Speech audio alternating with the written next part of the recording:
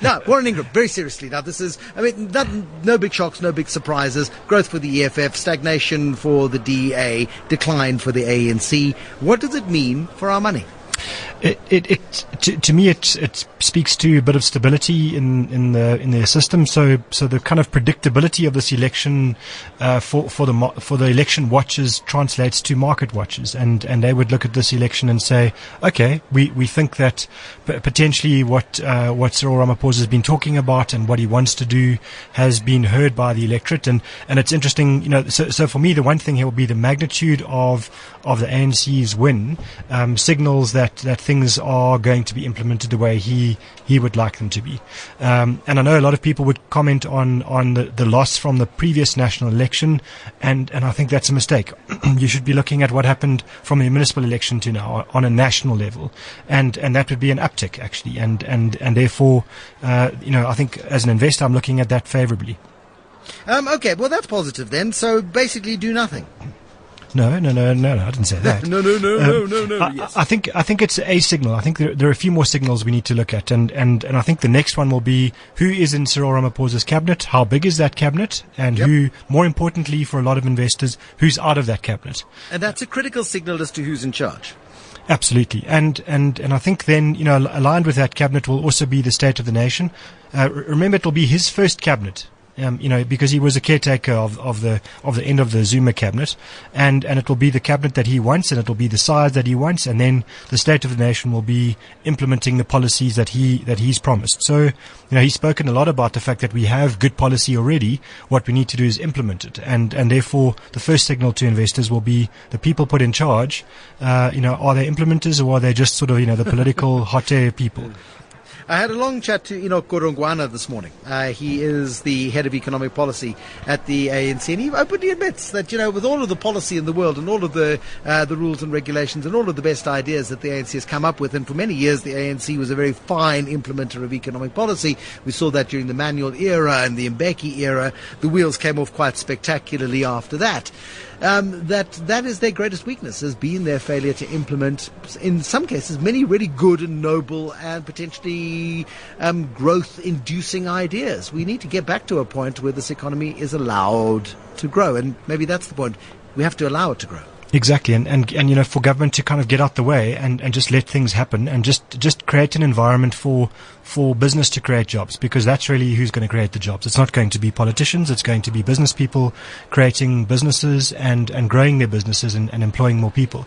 And for that to happen, they just need a bit of stability, and they just need government to stop shooting business people in the foot.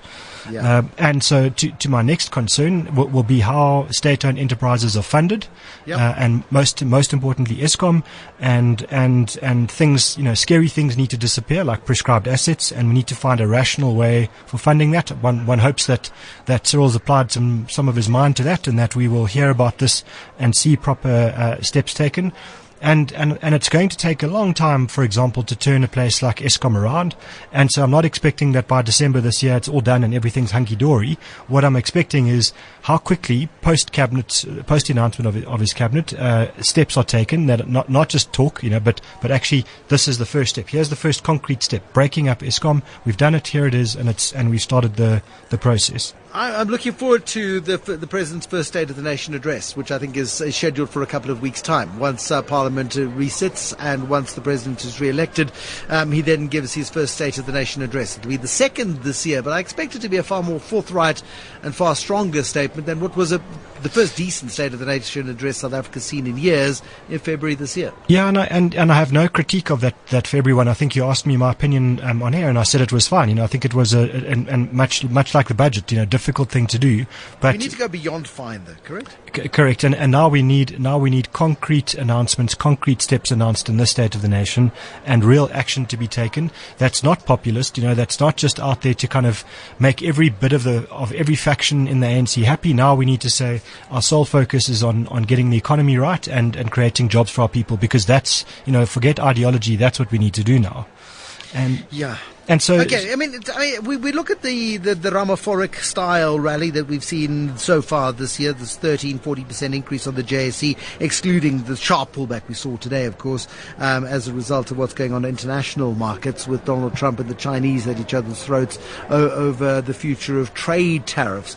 South Africa, is it more investable today than it was 6 months ago? Is it more investable today than it was during the dying days of the Zuma administration? Absolutely. I mean, not even a question in my mind. I think, I think and that's really why, for me, someone like me who hates politics, why I have to talk about it now, because what we need. It is true. Yes, you do agree. Yeah. And now what we're looking for is just for this stuff to get out of the way, and for us to not have to talk about it on a money show. We need to be talking about money and the economy and business and all of those things. And when you've got, kind of political haters like me talking about it, it tells you that we spend too much time as a country on politics and bad policy and obstruction of good business, and not enough time on the rest. So I will be watching that State of the Nation, the second one I've ever watched in my life, after February, and I'll be looking for real concrete steps. And then my last real big thing that I'll be looking for is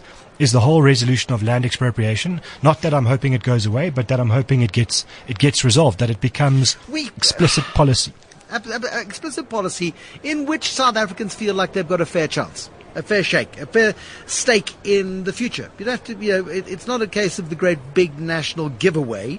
It's a case of how do we make South Africa a fairer place in which to live. You make South Africa fairer, you make South Africa sustainable, you make South Africa sustainable, you make it investable, you make it a place in which there can be investment and growth, you create jobs, and hopefully people get on a bit better. Yeah, and it's something that you can do in a very, in a kind of a very business-friendly environment as well. So it's not that there should be, at the end of this, that there is one whole segment of the South African population who are losers. It should be one of those where everybody might feel slightly happy or slightly unhappy, but at the end there isn't kind of a major swing to a particular direction. We need to create certainty. We need to create a fairer economic system. That's absolutely true.